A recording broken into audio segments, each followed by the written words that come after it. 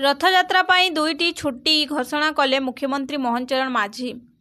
रथयात्रा 2024 पाई 2 दिन सरकारी छुट्टी घोषणा कले मुख्यमंत्री मोहन चरण माझी। 2 दिन रथयात्रा अनुष्ठित हेबाकु जाउथिबारु जुलाई 8 तारिख को छुट्टी घोषणा करने को मुख्यमंत्री अधिकारी मानक आज रथयात्रा समन्वय बैठक मंचरू निर्देश देइछंती। छुट्टी नहीं विधिवत विज्ञप्ति प्रकाश करने को अधिकारी को निर्देश देइछंती। बैठक पर मुख्यमंत्री मोहन चरण माझी कहते एथर रथयात्रा सफल करने को समस्त प्रस्तुति करा जायछि। एने से समस्त सहयोग कामना करिसंती। समीक्षा बैठक में मुख्यमंत्री कहते चलित वर्ष विरल और अद्भुत रथयात्रा हेबाकु जाउछि। दीर्घ 53 वर्ष पर चलित वर्ष विरल रथयात्रा हेबाकु जाउछि। नुआ सरकार रे एभली सुजोग आसीबा आमर भाग्य।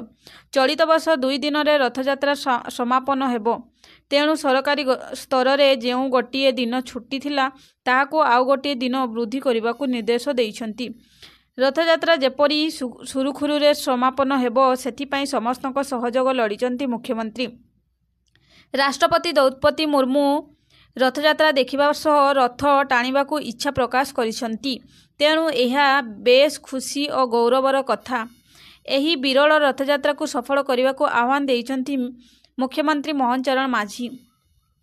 आज मुख्यमंत्री अध्यक्षतार रथयात्रा समीक्षा बैठक अनुष्ठित होईछि। एथिरे 2 उपमुख्यमंत्री कनकवर्धन सिंहदेव, प्रभाती परिडा, आईन मंत्री पृथ्वीराज हरिचंदन, वाणिज्य मंत्री विभूति जेना और स्वास्थ्य मंत्री डॉक्टर मुकेश महालिक प्रमुख उपस्थिति थिले।